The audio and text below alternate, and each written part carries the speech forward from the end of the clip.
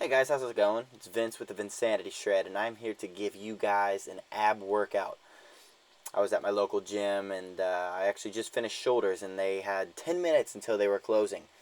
And so, what am I going to do? I'm going to walk over to the mats, I'm going to put my phone down, and I'm going to record a video for you guys, record myself doing abs. I'm taking off my little boot real quick. I broke a bone in my foot, and I'm supposed to have this boot on for 4 more weeks now. 4 more. I've had it on for 2 weeks, and then it'll be off, and I can get back to my normal flow of workouts. I have to take it off, otherwise I'm going to have weight on one foot and not weight on the other foot. So I'm just trying to keep my abs even. And as you can see, I am starting this ab workout with reverse crunches. It's going to be a lower ab exercise, then an upper ab exercise, and then a serratus exercise. And those are your little fingers on the sides of your abdominal walls.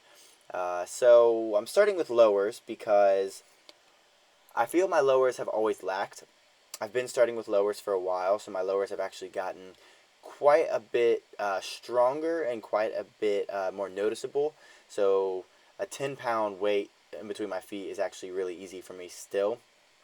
But that's okay because when I get into my next workout, you'll see it's not as easy. So as you can see, my knees are not even going down to 90 degrees. I'm going down as far as I can without going down too far to where I know I will be using momentum to get my knees back up to my chest. And you can tell my tailbone is coming off the mat every single time. And then so right after the reverse crunch, I did I think 15 of those. I'm going straight into a straight arm crunch. And this is a superset, and this is so that we can hit our lowers and our uppers in the same set, and then you're going to rest after this. So you just hold the weight up out in your hands, arms straight towards the ceiling, and you just crunch up using only your upper abs. And my upper abs are actually have gotten quite a bit weaker than the rest of my abs, just because I haven't been hitting them as much because they're easier to develop. I've been focusing more on the harder to develop areas. And then as you can see there, I had a very short rest. I think I did 20 seconds in this exercise, or in this workout.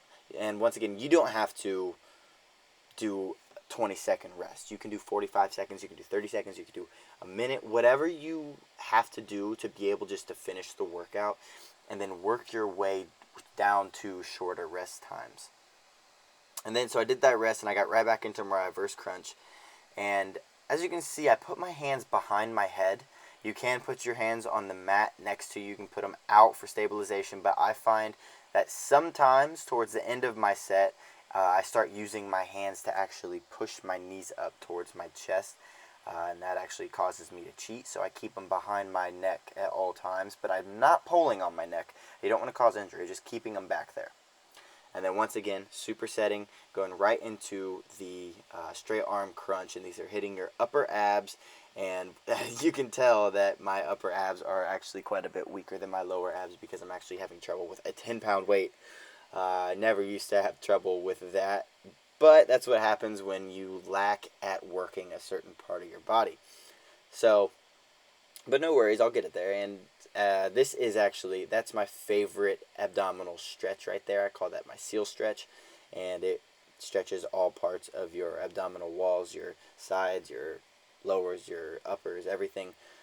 So I do that whenever I'm feeling like there's a good amount of blood rushing to where I'm working out, especially my abs.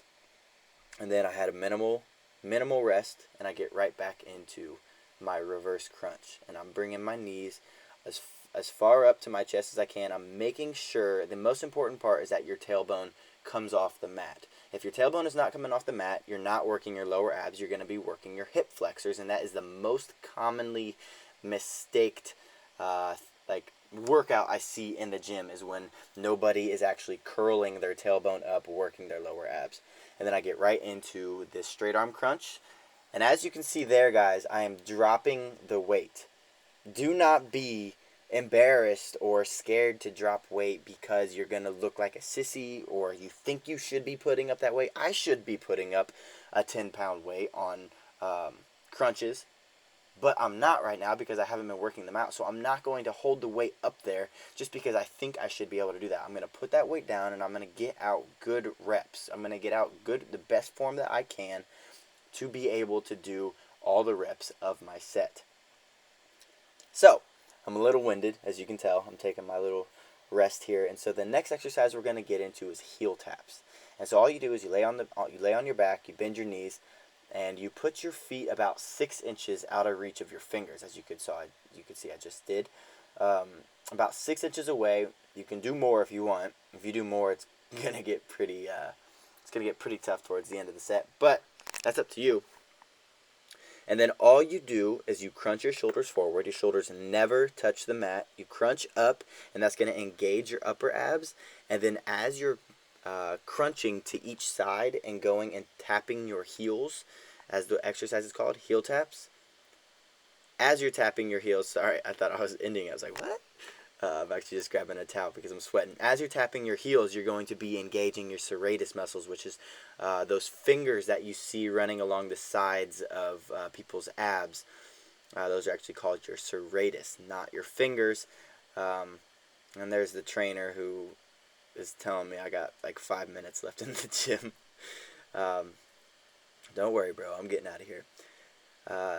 So then I got back into my second set of heel taps. And I'm maintaining good form at all times. I'm crunching, and every single time I go to one side, I'm crunching and I'm holding it, as you can tell. I'm not resting my hands on the mat. I'm not resting my shoulders on the mat.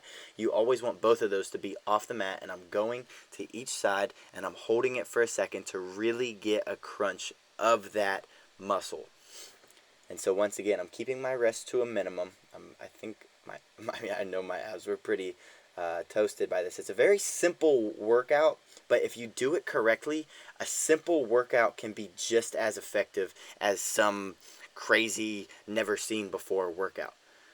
So maintain good form, guys. Keep your rep ranges up as high as you need to be. Keep your rest as short as you can. If they need to be longer, they can be longer.